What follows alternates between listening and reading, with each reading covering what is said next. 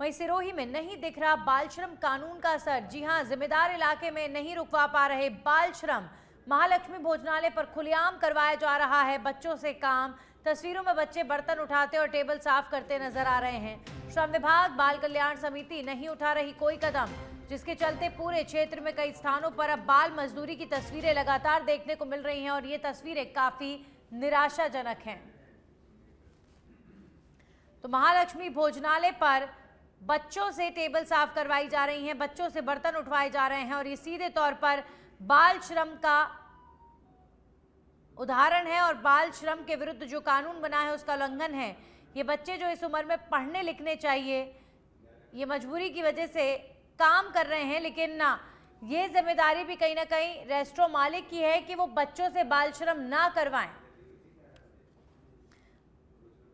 आपको अगर किसी को काम पर रखना है तो आप इस बात का विशेष ध्यान रखिए कि वो बालिग हो और काम करने वाली उम्र का हो। बच्चों से इस तरह के काम कराना कानूनी जुर्म है।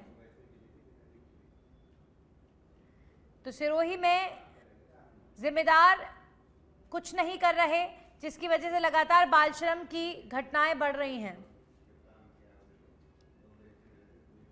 हमारे साथ अनिल कुमार बेनीवाल जुड़ चुके हैं, जो सिरोही के पुलिस अधीक्षक हैं। अनिल जी, स्वागत आपका। लेकिन ये जो तस्वीर है सर, ये निराशाजनक है और महालक्ष्मी भोजनालय में बाल श्रम का उदाहरण तस्वीरों के माध्यम से देखने को मिल रहा है। सर, सीधे तौर पर कानून का उल्लंघन है, क्या कर रही है पुलिस?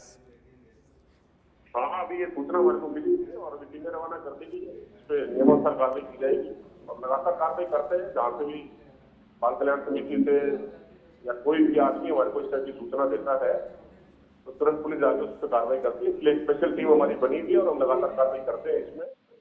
और पूरे मतलब स्टेट भर में सिरोही की टीम को इसलिए पुलिस हेडक्वार्टर से अपने रिवार्ड भी दिया जा चुका है और लगातार कार्रवाई करती है टीम।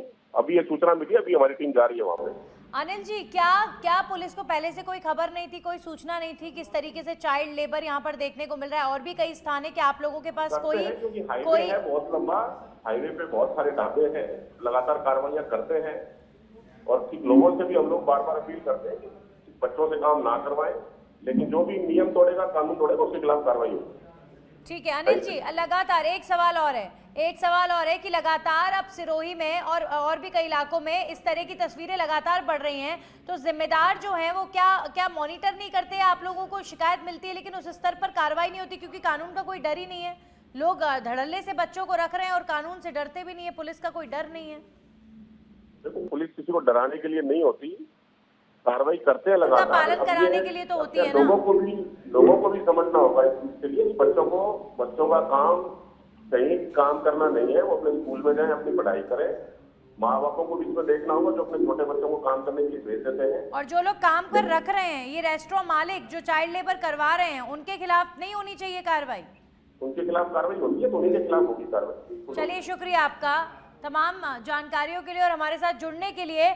लेकिन ये जो तस्वीर है ये निराशाजनक है और पुलिस के खौफ की मैं बात इसीलिए करती हूँ क्योंकि कानून का पालन कराने वाले यही लोग हैं और अगर इनका भी अपने क्षेत्र में खौफ कायम नहीं होगा तो फिर ऐसे ही कानून का उल्लंघन होता रहेगा फिर।